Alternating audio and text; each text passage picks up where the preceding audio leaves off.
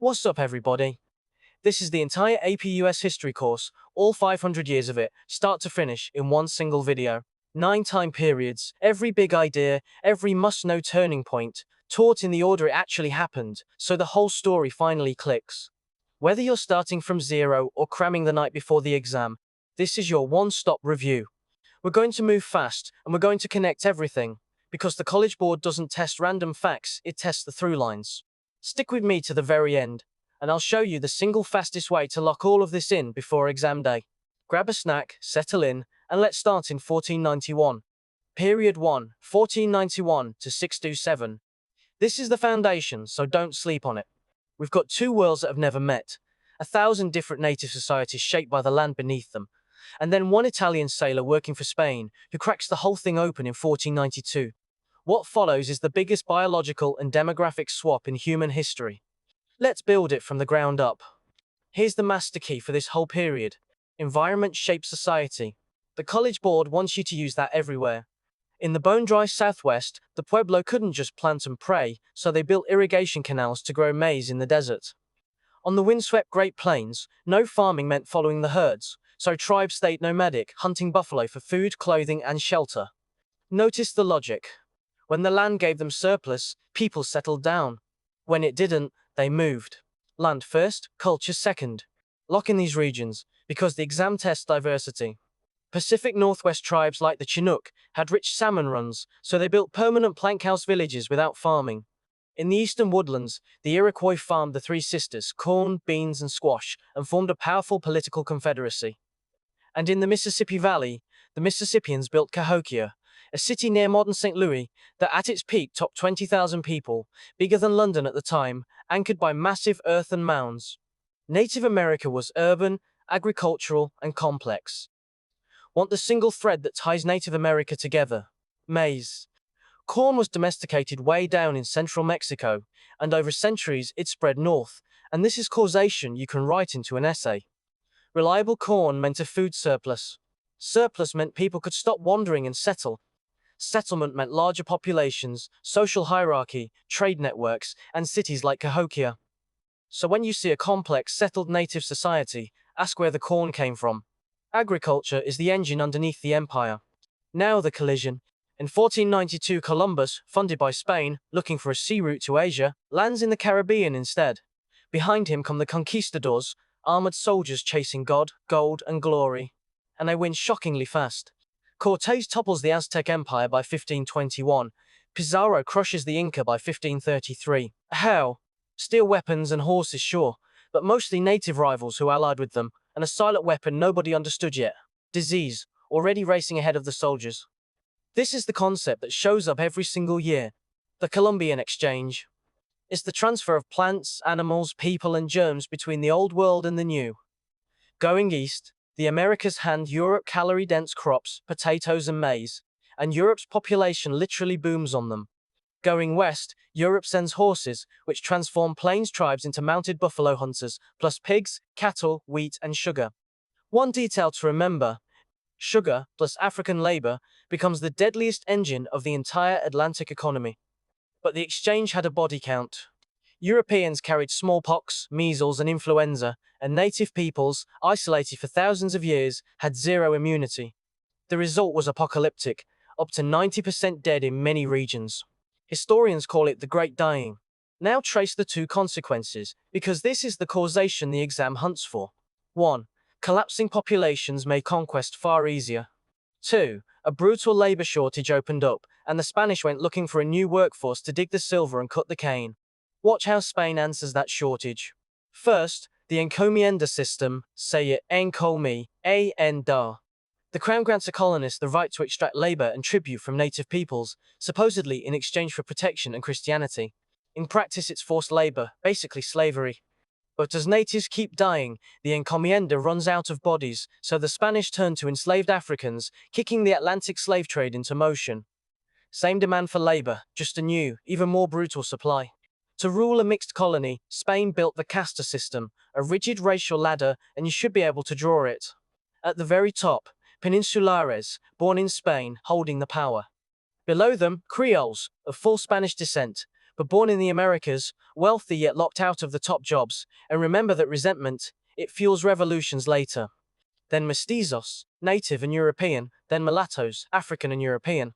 At the bottom, natives and enslaved Africans. Birthplace and blood decided your entire life.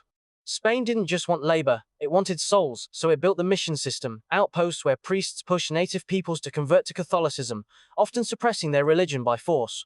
But native peoples pushed back, hard. The clearest case, the Pueblo Revolt of 1680.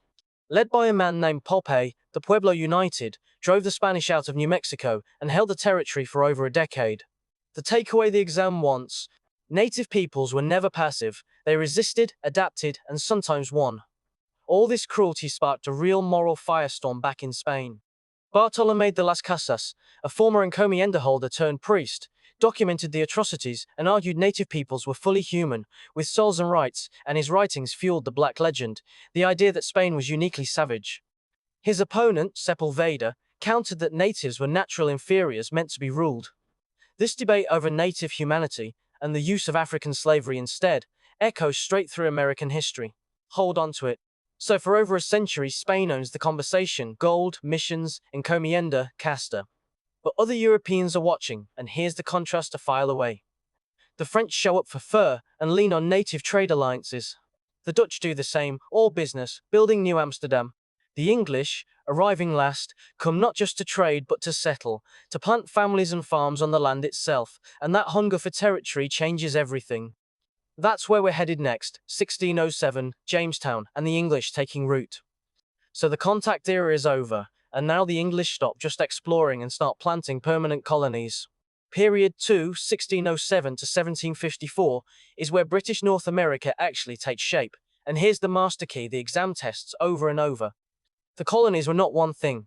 Different reasons for founding, different climates, different labor systems produced wildly different societies. Your job this whole period is to track those regional differences and then watch the threads that slowly tie them together. Let's build it region by region. Start in the Chesapeake. Jamestown, 1607, the first permanent English colony, and it nearly starved because settlers hunted gold instead of food. What saved it was John Rolfe's tobacco, a cash crop Europe craved. Tobacco is brutally labor-hungry, so Virginia used the headright system, 50 acres for anyone who paid a worker's passage, which pulled in waves of indentured servants, poor Europeans trading years of labor for a shot at land.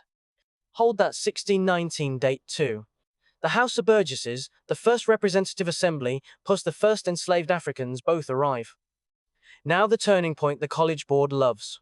By the 1670s, too many freed servants were landless and furious. In 1676, Nathaniel Bacon led frontier colonists, poor whites and former indentured servants, against Governor Berkeley, partly over native policy, and they burned Jamestown. Listen carefully. This was a class revolt, not a slave revolt.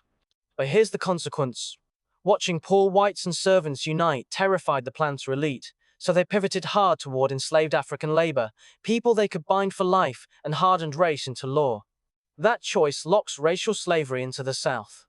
Swing north to a completely different world. New England's Puritans came for religion, not riches, fleeing a Church of England they thought corrupt. John Winthrop called Massachusetts Bay a city upon a hill, a holy model for the world. They governed through town meetings, real grassroots self-rule, and built tight family farms, fishing, and trade, rather than plantations, so labor came from families, not the enslaved. But strict faith breeds dissent. Roger Williams pushed religious freedom and founded Rhode Island, and Anne Hutchinson was banished for challenging the clergy. Right between them sit the middle colonies, New York, New Jersey, and Pennsylvania, and they blend the extremes. Fertile soil makes them the breadbasket, exporting wheat and grain through bustling port cities like Philadelphia and New York.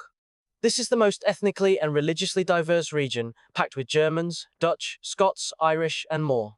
William Penn founded Pennsylvania as a Quaker haven, preaching equality and tolerance.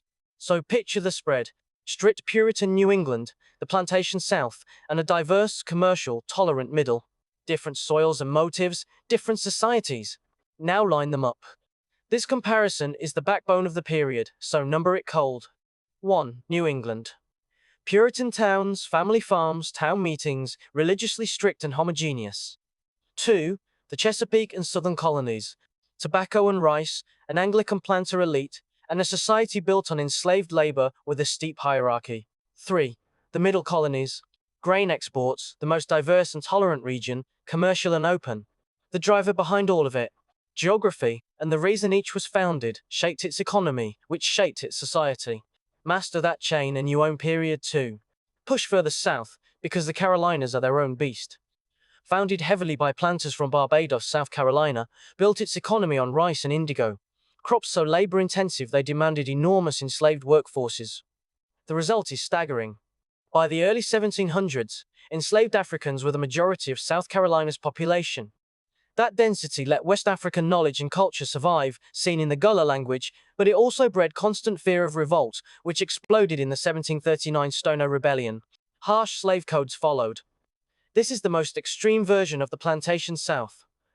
Now zoom out, because every colony is wired into one Atlantic system run on mercantilism, the belief that colonies exist to enrich the mother country. Britain's Navigation Acts forced colonial trade through England on English ships. Goods cycled through the triangular trade. Rum and manufactured goods to Africa, enslaved Africans across the deadly Middle Passage, and raw materials like sugar and tobacco back to Europe. And slavery hardened into chattel slavery, enforced by slave codes that defined people as property, made bondage hereditary through the mother, and stripped away every legal right. Sit with what that meant. The Middle Passage packed enslaved Africans into ships in horrific conditions, and many died crossing. Once here, slave codes made the system permanent and inheritable, the brutal economic foundation of colonial wealth. But the exam wants you to know, enslaved people were never passive. They resisted constantly, through work slowdowns, escape, and open revolt like Stono, and they resisted by preserving African languages, religions, music, and kinship networks, forging new African-American cultures. Resistance and cultural survival are the other half of this story. Two intellectual currents now sweep all 13 colonies, and both matter for the exam. First, the First Great Awakening, an emotional religious revival in the 1730s and 40s. Preachers like Jonathan Edwards and George Whitefield drew massive crowds, and these new lights told people to feel faith personally and question established churches. Second, the Enlightenment, stressing reason, science, and natural rights, championed by thinkers like Benjamin Franklin. Notice the shared effect. Both taught colonists to challenge authority and think for themselves, and both linked the colonies together across regional lines. Here's the sneaky important political thread: salutary neglect. For decades, Britain loosely enforced its own trade laws and left colonies largely to themselves, so colonial assemblies like Virginia's House of Burgesses grew used to governing locally. Colonists got a real taste of self-rule. At the same time, the colonies were anglicizing, buying British goods, reading British books, embracing British rights as Englishmen. So you get a paradox: more British in culture, yet more independent in practice. That tension between Anglicization and a distinct colonial identity is exactly what cracks open next. So by 1754, you've got three distinct regions wired into one Atlantic economy: hardened racial slavery, shared awakenings, and colonists quietly used to running themselves. That's a stable arrangement, until it isn't. Because in 1754, the French and Indian War erupts, Britain and France fighting for the continent, and that war drains Britain's treasury and ends salutary neglect for good. When Britain turns around to tax these self-governing colonists, everything we just built collides. That collision is period 3, the road to revolution, and that's exactly where we go next. So we left period 2 with mature, self-confident colonies. They had their own assemblies, their own economies, a habit of running their own affairs while Britain looked away. Now Britain stops looking away. Period 3, 1754 to 1800, is the stretch where those grown-up colonies collide with the empire, blow it up, and then have to do the harder thing: build a country from scratch. This is one of the most heavily tested periods on the whole exam, so lock in. We start with a war that Britain actually won. The French and Indian War, 1754 to 1763, is the American theater of the global 7 Years' War, and it's a fight over the Ohio River Valley. Britain wins huge. The Treaty of Paris of 1763 kicks France clean out of mainland North America. But here's the exam point: winning bankrupts you. Britain doubles its debt and now has to defend a giant new frontier. So it does two things colonists hate. The Proclamation of 1763 bans settlement west of the Appalachians, and Britain ends salutary neglect to start actually enforcing rules. Mark that pivot. To pay that debt, Parliament taxes the colonies, and every act backfires. The Stamp Act of 1765 taxes paper documents and detonates the cry: no taxation without representation. Colonists say only their own assemblies can tax them. The Townshend Acts hit glass, paper, and tea. In 1770, the Boston Massacre leaves 5 colonists dead. Brilliant propaganda for the resistance. Then the Tea Act triggers the 1773 Boston Tea Party, and Britain answers with the coercive, or intolerable, Acts of 1774, which closed Boston's port. That overreach pushes the colonies to organize the First Continental Congress. Anger isn't enough. A revolution needs a theory, and the College Board wants the ideas. Colonists embraced republicanism, power flowing from the people, not a crown. They leaned on Enlightenment thinker John Locke. People hold natural rights to life, liberty, and property, and government is a social contract you can dissolve if it turns tyrannical. Then in January 1776, Thomas Paine's pamphlet Common Sense puts it in blunt English, arguing it's absurd for a tiny island to rule a continent. It's sold by the hundred thousands and made independence feel obvious. That's the setup for July. On July 4, 1776, the Second Continental Congress adopts the Declaration of Independence, drafted mostly by Thomas Jefferson, and notice it's pure Locke. All men are created equal, with unalienable rights to life, liberty, and the pursuit of happiness. Governments derive power from the consent of the governed, and when one becomes tyrannical, the people may abolish it. Jefferson then lists King George's abuses as the evidence. For an essay, here's your contradiction to flag. It declares equality, while slavery and disenfranchisement continue. That tension drives the next century. Now they have to win it. Beating the world's best army takes a turning point, and the College Board loves Saratoga. The 1777 American victory at Saratoga convinces France to ally openly, bringing money, troops, and, critically, a navy. That winter, Washington's army survives Valley Forge and comes out drilled and tougher. Then in 1781, French land and naval force helped trap Cornwallis at Yorktown, forcing surrender. The Treaty of Paris of 1783 seals it. Britain recognizes American independence and cedes territory all the way to the Mississippi River. So now the hard question. What kind of government runs this thing? The first answer, the Articles of Confederation, is deliberately weak because they just overthrew a tyrant and fear creating another.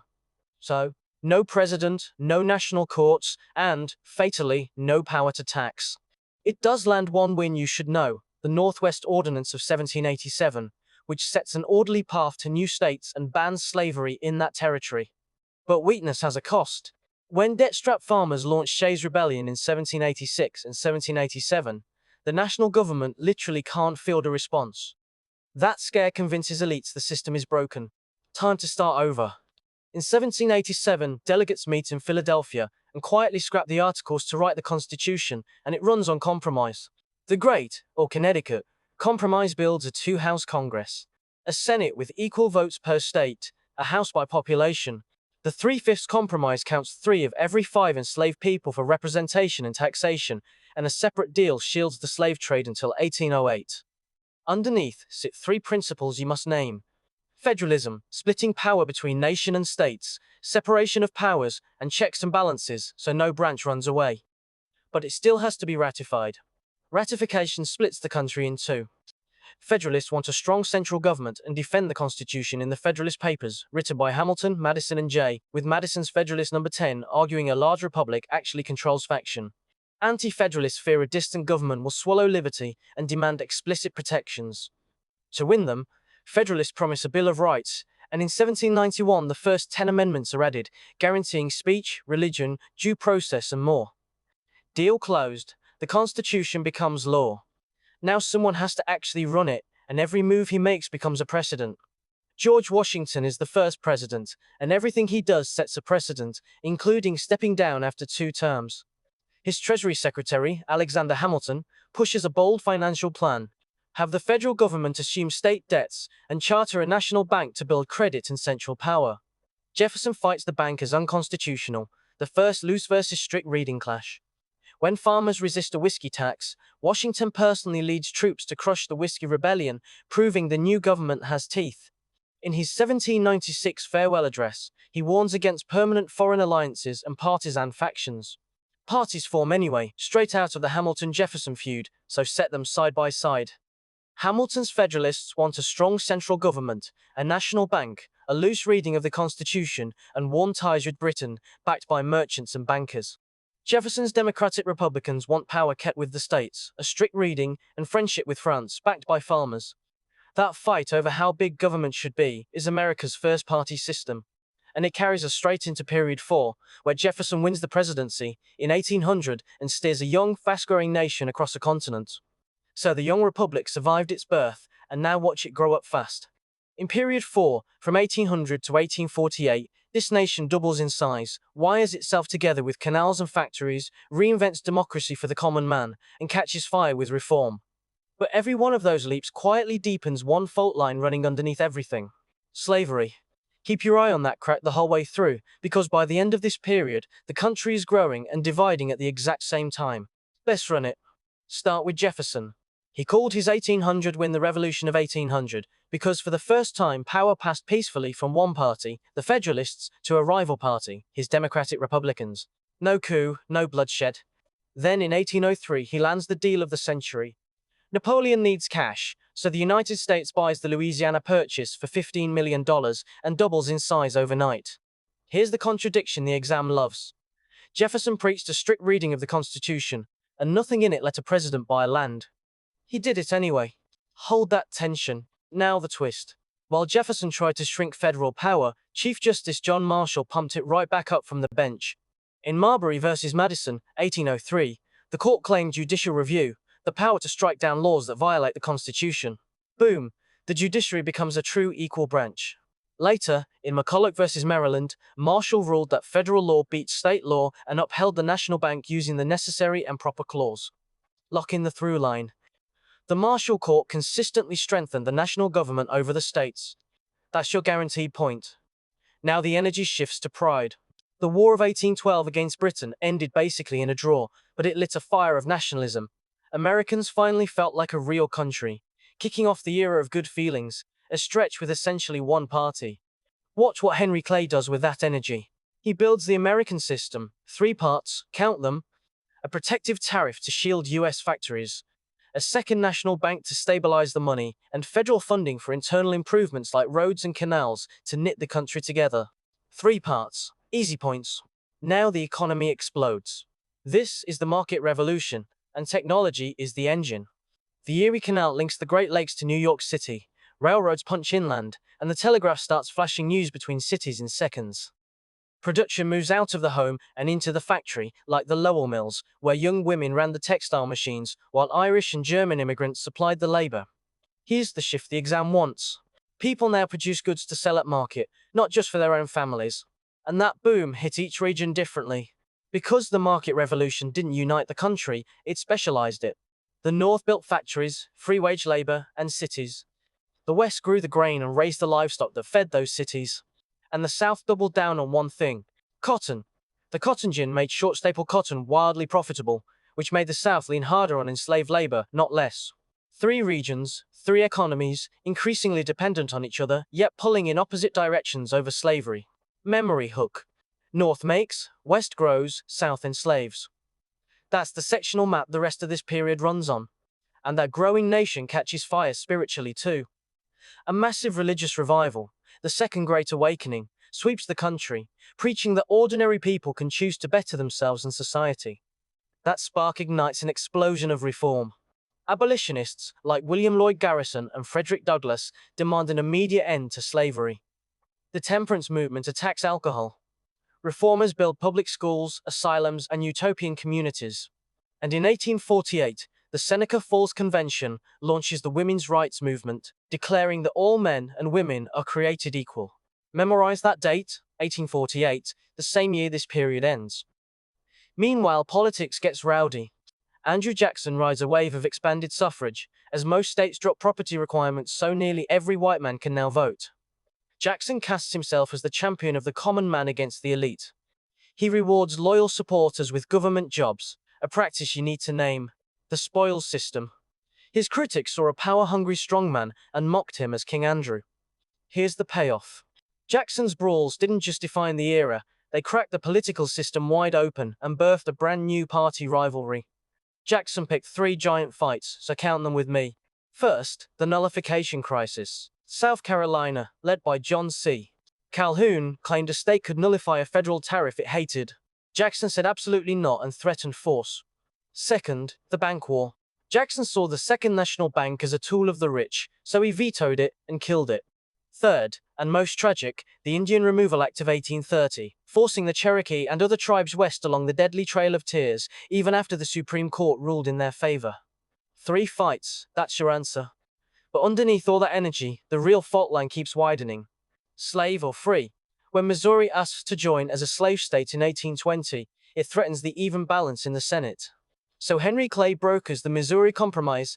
Missouri enters slave, Maine enters free to keep the count even, and slavery is banned in the rest of the Louisiana Territory above the line at 36 degrees 30 minutes. It brought peace for now. But remember this image, it drew a slavery line straight across the map. So zoom out. In one generation, the nation doubled its land, wired up a market economy, remade democracy, and launched the great reform movements, including abolition. But every single one of those leaps sharpened the same question. Would the new America be slave or free? That tension is loaded and ready to blow. Next, in Period 5, the country chases its destiny west across the continent. The idea called manifest destiny, and that westward grab forces the slavery question once and for all, straight down the road to civil war. Let's keep moving. So we just watched Jacksonian democracy and reform sweep the country, and Americans pushing west. But here's the trap waiting in that westward push. Every new acre of land forces one question. The founders ducked for 70 years. Slave or free? That question is now unavoidable, and it will tear the country apart. Welcome to Period 5, 1844 to 1877, the most tested stretch on the whole exam. Manifest destiny, the slavery crisis, the Civil War, and the messy fight to rebuild called Reconstruction. Let's get into it. Start with the engine. Manifest destiny, the belief America was destined by God to stretch sea to sea. That ideology drove the annexation of Texas in 1845, which enraged Mexico. The result was the Mexican-American War, 1846 to 1848. The U.S. won, and the Treaty of Guadalupe Hidalgo handed over the Mexican cession, basically the modern Southwest. Here is the move the exam wants. Even before the war ended, the Wilmot Proviso tried to ban slavery in any land taken from Mexico. It failed, but it exposed the fault line. This new land reignites the slavery fight. Congress scrambles for a patch. The Compromise of 1850, engineered by Henry Clay and Stephen Douglas. California enters free, tipping the Senate toward the north. The territories of Utah and New Mexico get popular sovereignty, letting settlers vote on slavery. The slave trade ends in Washington, D.C. And to by the South, a brutal new Fugitive Slave Act forces Northerners to help capture escapees. That last piece backfires hard. It makes slavery feel personal in the free states. 2 years later, Harriet Beecher Stowe's Uncle Tom's Cabin turns millions of readers fiercely anti-slavery. Then 1854 blows the truce apart. The Kansas-Nebraska Act, pushed by Stephen Douglas, lets those territories decide slavery by popular sovereignty. The catch? It repeals the Missouri Compromise line of 1820 that had banned slavery up there. So pro-slavery and anti-slavery settlers flood into Kansas and start killing each other in a mini-civil war the papers nicknamed Bleeding Kansas. Here is the payoff the College Board hunts for. That chaos shatters the old Whig Party and births the new Republican Party, dedicated to one thing: stopping slavery spread into the territories. Sectionalism is now hardwired into politics. Now everything snowballs, and you need 3 beats. First, 1857. In Dred Scott versus Sanford, Chief Justice Roger Taney rules enslaved people are property, not citizens, and that Congress cannot ban slavery in any territory, gutting the Missouri Compromise. The North is furious. Second, the Lincoln-Douglas debates of 1858, where a rising Republican named Abraham Lincoln argues a house divided against itself cannot stand. Third, 1859. Abolitionist John Brown raids the federal arsenal at Harper's Ferry, trying to spark a slave uprising. The South now sees the North as an existential threat. Here's the breaking point: the election of 1860. Lincoln wins the presidency without carrying a single Southern state, purely on Northern votes, running on stopping slavery's expansion. The South believes its way of life is finished. So before Lincoln even takes office, South Carolina secedes, and by February 1861, 7 Deep South states form the Confederacy under Jefferson Davis. When Confederate guns fire on Fort Sumter in April 1861, the Civil War begins, and 4 more states join, 11 total. The question is no longer politics. It's whether the United States survives at all. On paper, this looks lopsided. The North has the population, the factories, the railroads, and a navy to blockade southern ports, the Anaconda Plan. The South has far fewer people and almost no industry. But watch the twist the exam loves. The South has better generals early, like Robert E. Lee, and it only needs to defend its own soil to win. The North has the harder mission. It must invade and conquer the entire South and crush the will to keep fighting. The asymmetry is exactly why, despite all those resources, the Union grinds through 4 long, bloody years. 1863 changes everything, so lock this year in cold. Lincoln issues the Emancipation Proclamation, redefining the war as a fight to end slavery and freeing enslaved people in the rebelling states. Strategically, it lets black soldiers join the Union Army and keeps Britain, which had abolished slavery, from aiding the South. Same year, 2 huge turning points. Gettysburg in July stops Lee's invasion of the North, and Vicksburg gives the Union the entire Mississippi River, splitting the Confederacy in 2. After 1863, momentum belongs to the Union, and it never lets go. To finish the job, the Union wages total war, targeting not just armies, but the South's resources and morale. Picture Sherman's march to the sea, burning a path through Georgia. In April 1865, Confederate General Lee surrenders to Ulysses S. Grant at Appomattox Courthouse, ending the war. Slavery is permanently abolished by the 13th Amendment that December. But here's the gut punch. Just days after victory, John Wilkes Booth assassinates President Lincoln. The nation now must rebuild without the one leader who planned to do it with mercy. That loss reshapes everything that follows. Reconstruction is the fight over how to rebuild the South and define black freedom, and there are 2 visions. Presidential Reconstruction, under Andrew Johnson, is lenient, readmitting southern states fast and letting them pass restrictive black codes. Radical Republicans in Congress, like Thaddeus Stevens, want real protection for freed people. They take over with the Reconstruction Acts of 1867, splitting the South into military districts, and even impeach Johnson. Their tools: the Freedmen's Bureau, providing food, schools, and labor contracts, plus 3 constitutional amendments that you must know cold. These 3 amendments are guaranteed points, so do not mix them up. The 13th, 1865, abolishes slavery everywhere. The 14th, 1868, grants citizenship and equal protection under the law to all persons born in the U.S., a massive expansion that will anchor civil rights cases for a century. The 15th, 1870, gives black men the right to vote. For a brief, real moment, black Americans vote and hold office across the South, sending men to Congress. Memory hook. 13 frees, 14 makes citizens, 15 votes. Free, citizen, vote, in order. But the South fights back hard. Many freed people fall into sharecropping, renting land and tools, and falling into endless debt, economic slavery in all but name.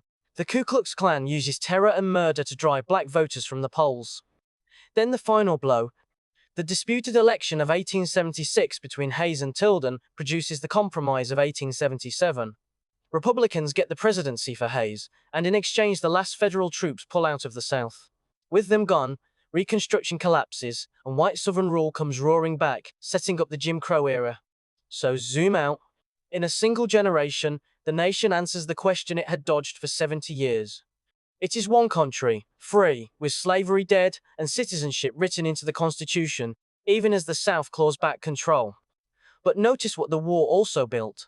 Railroads, factories, and federal power, all supercharged. That industrial machine is about to explode across the continent. That's period 6, 1865 to 1898, the Gilded Age, when robber barons, immigration, and the rise of big business remake America. Let's keep going. Reconstruction just collapsed, federal troops are pulling out of the South, and the nation pivots hard. Because while the politics of Reconstruction were dying, something enormous was being born. Industry. Welcome to period 6, 1865 to 1898, the Gilded Age. Mark Twain coined that name, and it's a dig. Gilded means a thin layer of gold over cheap metal. Dazzling wealth on the surface, deep rot underneath. In this period, a nation of farms becomes the richest industrial power on earth, and a handful of men get rich enough to nearly own the country. Let's see how. Start with the engine, the Second Industrial Revolution. The Transcontinental Railroad, finished in 1869, stitched the country into one giant national market, and railroads devoured steel. Lock in this contrast.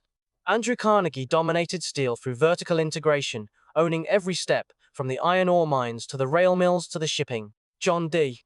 Rockefeller crushed oil through horizontal integration, buying up rival refineries until Standard Oil controlled roughly 90% of the industry. Carnegie owns the chain top to bottom. Rockefeller buys out the sideways competition. Both built trusts, giant combinations that swallowed entire industries whole. So were these men heroes or villains? The College Board wants both sides, so hold the tension. Supporters call them captains of industry, visionaries who created jobs, drove down prices, and gave away fortunes. Carnegie alone funded thousands of public libraries. Critics called them robber barons, monopolists who crushed competitors, paid starvation wages, and bribed politicians to look away. The exam-ready answer isn't to pick a team. It's that the same actions look heroic or predatory, depending on where you stand, and the ambiguity defines the entire age. Now, how did the rich justify staggering inequality? 3 ideas, count them. First, laissez-faire capitalism. Government keeps its hands completely off the economy, no regulation. Second, social Darwinism. Survival of the fittest applied to society, which conveniently meant the rich were rich because they were naturally superior, and helping the poor only propped up the weak. Third, Carnegie's gospel of wealth. The wealthy had a moral duty to give their fortunes back to society. Together, these ideas built an intellectual fortress around the wealth gap, and that gap was about to provoke a fight. Brutal hours, dangerous machines, tiny pay, so workers organized. No 2 unions. The Knights of Labor welcomed almost everyone, skilled and unskilled, and pushed broad social reform, but collapsed after the Haymarket bombing of 1886 got pinned on radicals and tarred the whole movement. Then, the American Federation of Labor under Samuel Gompers, say it like Gompers, went narrow. Skilled craftsmen only, chasing bread and butter goals like higher wages and shorter hours. The fury erupted in 3 strikes you must know. Haymarket won 1886, Homestead 1892, and Pullman 1894, all broken by company guards and federal troops. Those factories needed bodies, and they came. The College Board calls them the new immigrants, arriving from southern and eastern Europe. Italians, Poles, Russian Jews, mostly Catholic and Jewish, pouring into swelling cities. They packed into tenements, crowded, unsanitary apartment blocks. To survive, many leaned on political machines like New York's Tammany Hall, run by bosses like Boss Tweed. The machines traded jobs, housing, and services for loyal votes, genuinely helping immigrants while bleeding cities through corruption. And against all this rose nativism. Native-born fear of newcomers, which later fuels exclusion laws. Lock in that trade-off. While cities swelled, the West was being conquered. The Homestead Act of 1862 handed settlers free land if they farmed it, and the Transcontinental Railroad carried them onto the Great Plains. But that land belonged to native nations, who were forced onto shrinking reservations. The Dawes Act of 1887 tried to erase native identity, breaking up tribal land into individual plots and forcing assimilation. In 1890, the massacre at Wounded Knee crushed armed native resistance, and the census declared the frontier officially closed. One door swings open for settlers, another slams shut on Native America. Out on those plains, farmers were drowning.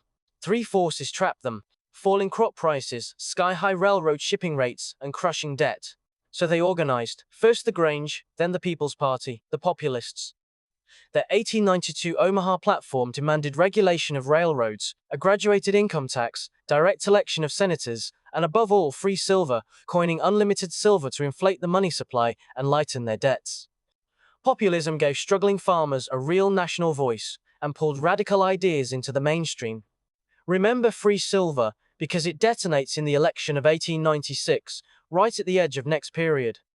Down south, boosters sold a new south of factories and steel, and there was some real industry, like textiles and Birmingham iron.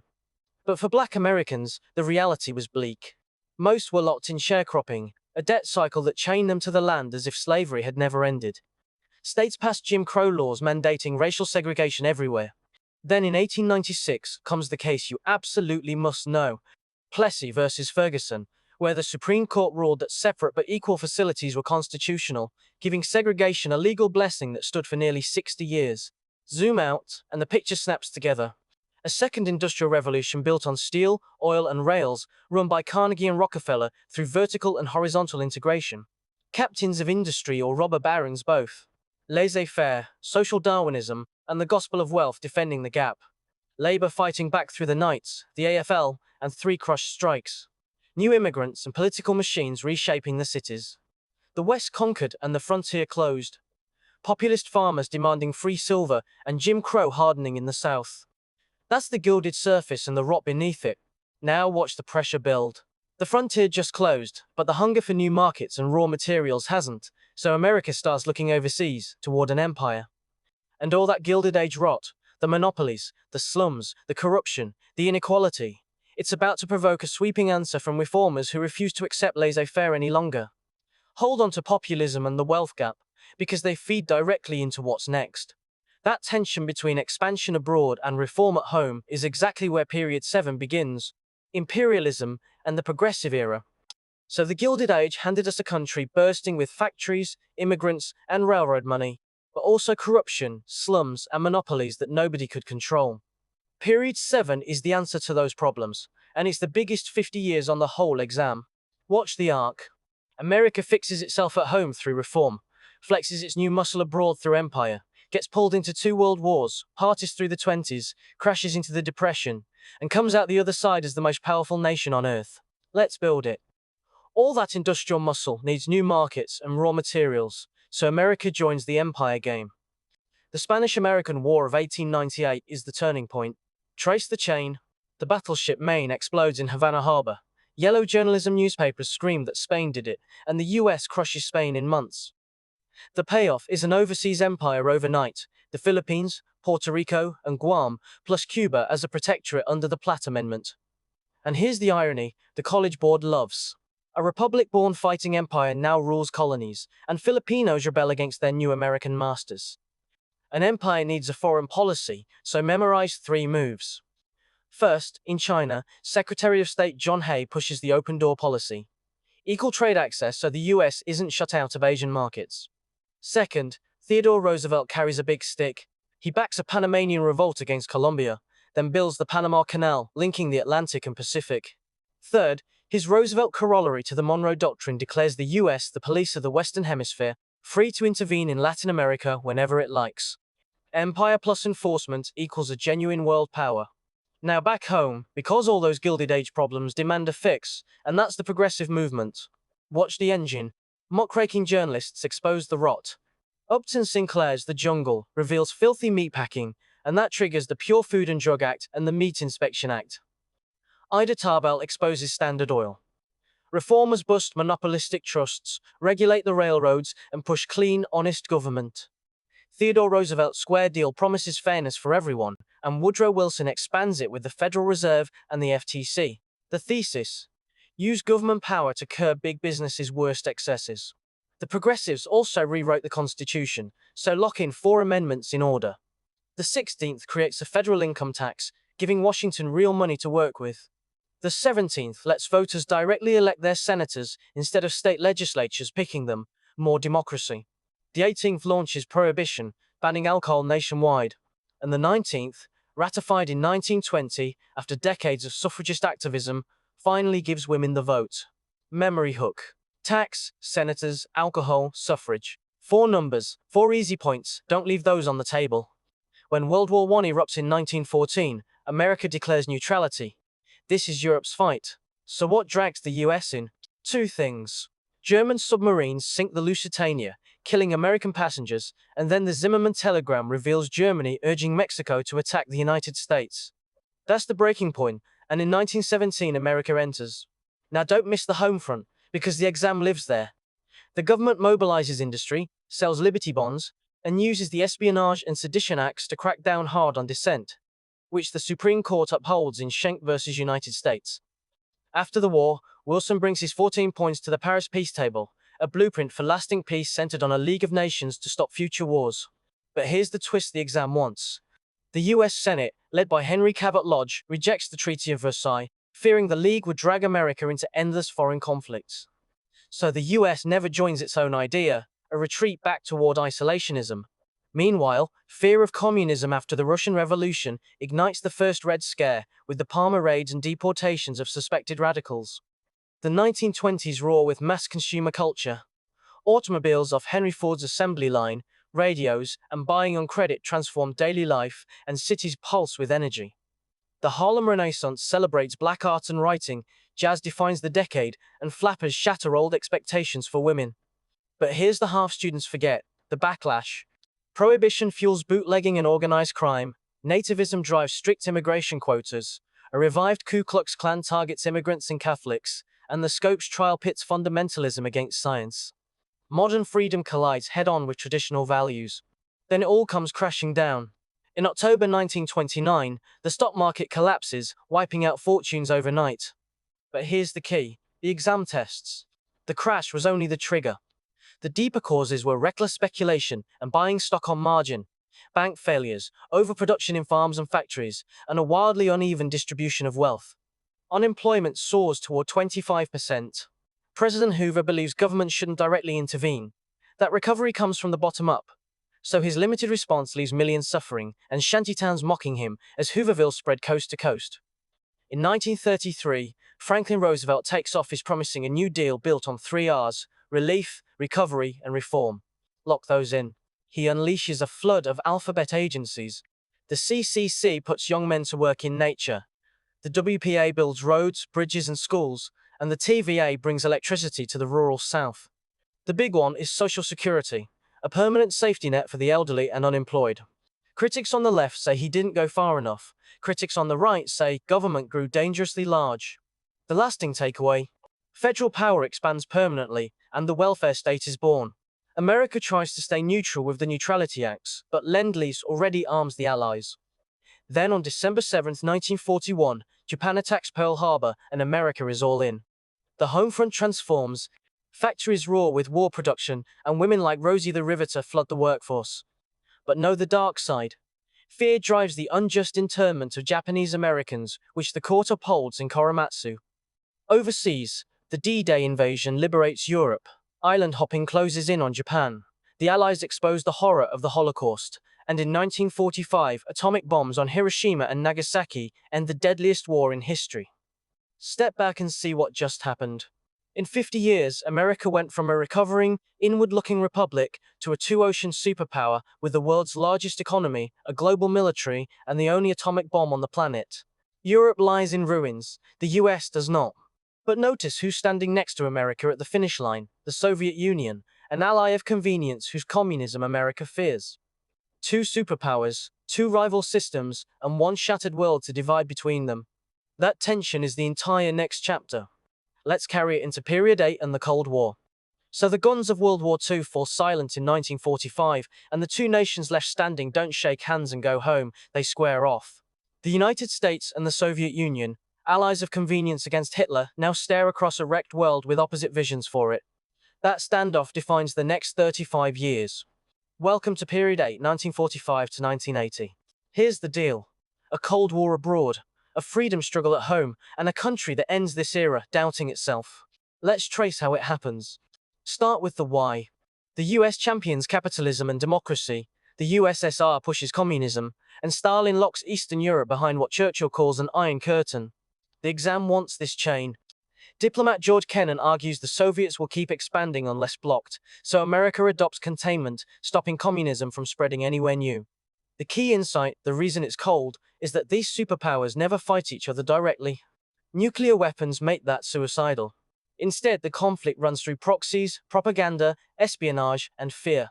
Hold containment in your head, because almost everything that follows is just containment in action. Watch the doctrine become policy fast. The Truman Doctrine of 1947 pledges aid to any nation resisting communism, first Greece and Turkey. The Marshall Plan pours billions into rebuilding Western Europe, on the logic that prosperous countries don't go red. When Stalin blockades West Berlin, America answers with the Berlin Airlift, flying in supplies for almost a year rather than fight. Then in 1949, the US forms NATO, a Western military alliance, and the Soviets counter with the Warsaw Pact. 4 moves: Truman Doctrine, Marshall Plan, Airlift, NATO. They're reliable, easy points every single year. Now containment turns hot. In 1950, communist North Korea invades the South, so the US leads a UN force to push them back, and by 1953 the war freezes in a stalemate near the original border, the 38th parallel, where it sits to this day. Meanwhile, the arms race accelerates, both sides stockpiling hydrogen bombs and racing for space, a panic that spikes when the Soviets launch Sputnik in 1957. The doctrine here is mutually assured destruction, the grim peace that comes from both sides being able to annihilate the other. Permanent dread, that's the texture of the era. That dread bleeds inward, and you get the second Red Scare. Americans become convinced. Communists have infiltrated the government, Hollywood, the universities. Senator Joseph McCarthy rides that panic, accusing officials of being secret communists with almost no evidence, ruining careers on a wave of innuendo. The term you need is McCarthyism, reckless accusation without proof. And when McCarthy finally targets the army on live television, the public turns and his power collapses. The takeaway for the exam: fear of an outside enemy pushed Americans to suspect each other, and civil liberties paid the price. While the Cold War simmers, the economy roars like never before. A baby boom sends birth rates soaring, and families flee cities for mass-produced suburbs like Levittown. The GI Bill helps veterans buy those homes and attend college, building a huge new middle class. Interstate highways stitch the country together, consumerism explodes, and the television becomes the must-have appliance, forging a shared national culture. But hold this thought hard, because that comfortable suburban conformity is built on exclusion. The prosperity largely skips African Americans, and the people the boom left behind are about to demand their share. Here come exactly those people. In 1954, Brown versus Board of Education rules school segregation unconstitutional, overturning the separate but equal doctrine from Plessy.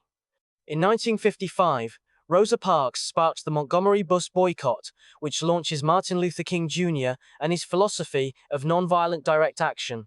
Then the tactics multiply. Students stage sit-ins at segregated lunch counters. Freedom riders ride buses into the hostile South. It all crests at the 1963 March on Washington, where King delivers his "I Have a Dream" speech to 250,000 people. This movement shows up on every exam, so know its sequence cold. Protest now becomes law, and you must know two acts. The Civil Rights Act of 1964 bans discrimination in public accommodations and employment based on race, color, religion, sex, or national origin. The Voting Rights Act of 1965 outlaws the literacy tests and tricks used to block black voters in the South after the brutality of the Selma March forced the nation's hand. But not everyone embraces King's patience. Malcolm X and the Black Power movement preach black pride, self-defense, and self-reliance, arguing that real freedom can't wait politely to be granted. Two paths, one goal, freedom. Now containment drags America into Vietnam, justified by the domino theory, the fear that if one nation falls to communism, its neighbors topple next. The 1964 Gulf of Tonkin resolution hands President Johnson a near blank check, and he escalates to over 500,000 troops. Then comes the turning point, 1968, and the Tet Offensive. Militarily, the communists lose, but the sheer scale shocks Americans who'd been told victory was near. Out of that gap between official optimism and battlefield reality grows the credibility gap, a deep, lasting distrust between citizens and their government. Remember that term, it defines the decade. Back home, President Johnson launches the Great Society and a sweeping war on poverty. It creates Medicare for the elderly and Medicaid for the poor, the biggest expansion of the safety net since the New Deal, so file it right beside FDR. The liberal Warren Court backs individual rights with rulings like Miranda.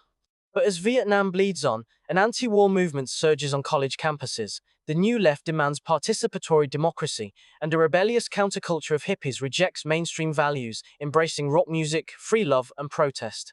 The 60s consensus is cracking wide open. That energy fuels a wave of movements. Second wave feminism and the National Organization for Women fight for equal pay and opportunity. And in 1973, Roe v. Wade establishes a constitutional right to abortion. A new environmentalism, sparked by Rachel Carson's Silent Spring, wins the first Earth Day and the EPA. Now flip to Nixon, who eases Cold War tensions through détente and makes a stunning opening to communist China. But his downfall is Watergate, a break-in and cover-up that forces him to resign in 1974, the first president ever to do so, deepening Americans' distrust even further. And here, the boom's optimism curdles. The 1970s deliver stagflation, that supposedly impossible combo of high inflation and high unemployment at once. An Arab oil embargo sends gas prices soaring and traps drivers in long lines, exposing how dependent America had become on foreign oil. Stack that on Vietnam and Watergate, and trust in government simply craters. President Carter names the mood, a national crisis of confidence, a malaise. Americans are tired of liberalism's broken promises, and that exhaustion is the opening. In period 9, a conservative movement steps through it with Ronald Reagan. That's where we go next. We left period 8 in the malaise of the 1970s.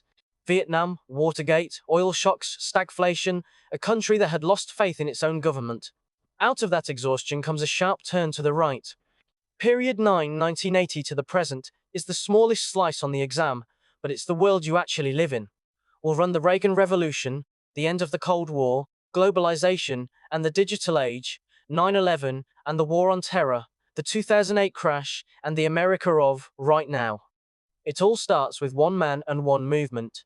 In 1980, Ronald Reagan wins big, carried by a coalition called the New Right. Religious conservatives, the so-called moral majority, and voters fed up with big government and high taxes. His economic theory is supply-side economics, nicknamed Reaganomics. The logic: cut taxes and slash regulation so businesses invest, and prosperity trickles down to everyone. At the same time, he pours money into defense. Hold both sides, the College Board wants. Supporters credit him with reviving the economy and taming inflation, while critics point to ballooning deficits and widening inequality. And that defense build-up, it's aimed straight at the Soviets. Reagan ramps up military spending to pressure an already staggering Soviet economy. But the bigger force is change inside the USSR itself. Reformer Mikhail Gorbachev opens up Soviet society and loosens the grip on Eastern Europe. Then the dam breaks. In 1989, the Berlin Wall falls and communist governments topple across the region. In 1991, the Soviet Union dissolves entirely. After almost 50 years, the Cold War is over, and the United States stands alone as the world's sole superpower. So here's the question that defines the next decade. What does a superpower do with no rival left to fight? It goes global and digital. The personal computer moves into homes and offices, and the internet wires the planet together, kicking off a digital revolution that rewrites how people work, shop, and communicate. This is the information economy. Value shifts from factories to data, software, and services. Trade explodes too. Lock this date in. In 1994, NAFTA takes effect, knocking down trade barriers between the US, Canada, and Mexico. Goods, money, and information now race across borders, stitching national economies into one deeply interconnected global market. But Americans didn't all agree on where the country was headed. The 1990s, mostly the Bill Clinton era, bring booming growth, the longest peacetime expansion in US history, supercharged by that tech boom and a balanced federal budget by decade's end. But here's the tension the exam loves. Prosperity sits right beside the culture wars. These are heated national fights over abortion, gun control, religion in public life, and family values.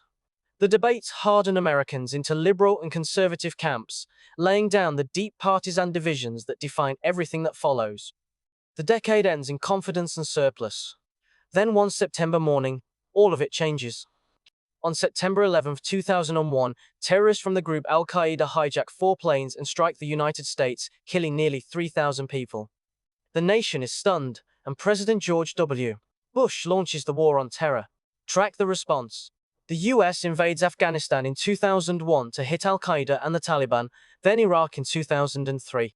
At home, Congress creates the Department of Homeland Security and passes the Patriot Act. That ignites a lasting debate you must know: how to balance national security against civil liberties and individual freedom. 7 years later, the next blow comes from inside the economy itself. In 2008, the housing market collapses and the financial system nearly goes down with it, triggering the Great Recession, the worst downturn since the Great Depression. Same year, an easy point to remember: Barack Obama is elected the first black president of the United States. He pushes major stimulus spending to stabilize the economy, then signs the Affordable Care Act in 2010, a sweeping law expanding insurance coverage. Hold both sides again. Supporters cheer the millions newly covered, critics challenge the cost and the mandate. It becomes one of the most fiercely debated policies of the era. So where does all of this leave us today? One of the biggest stories of modern America is who Americans are. Immigration, increasingly from Latin America and Asia, has made the country far more racially and ethnically diverse than ever before. That demographic shift reshapes culture, politics, and the workforce. But it also fuels one of the era's sharpest debates: how to handle immigration and the southern border, balancing economic needs and humanitarian concerns against security and the rule of law.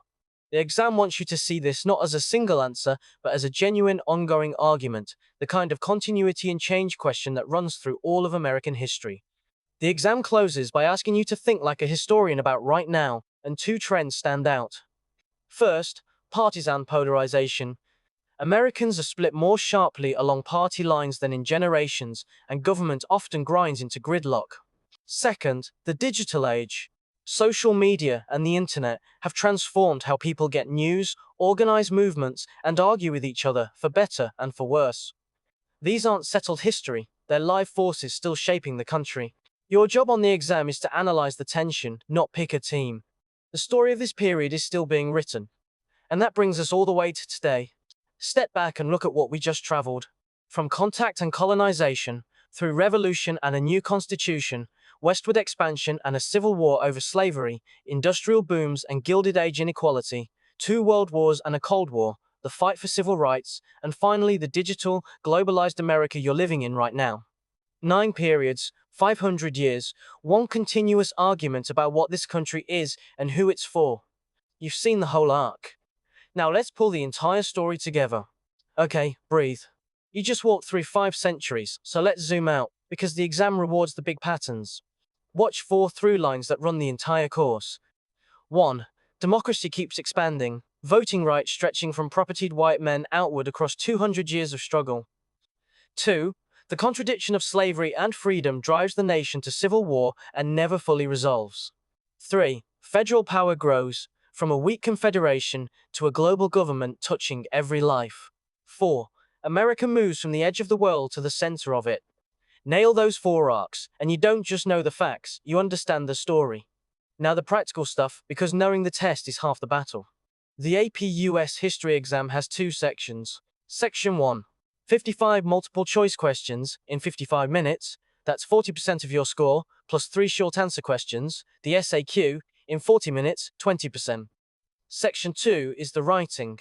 1 document-based question, the DBQ, with 7 documents, 60 minutes, 25%, and 1 long essay, the LEQ, in 40 minutes, 15%.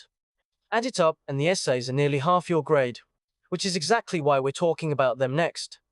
Everything you just learned sorts into 8 themes, and the College Board builds the whole exam around them. American and national identity. Work, exchange, and technology, basically economics. Geography and the environment. Migration and settlement. Politics and power. America in the world, foreign policy. American and regional culture. And social structures, things like class, race, and gender. Here's the move. When you study, don't memorize isolated facts, file each one under a theme. That's how the exam connects a colonial tax to a modern protest, and it's how you'll see the questions coming.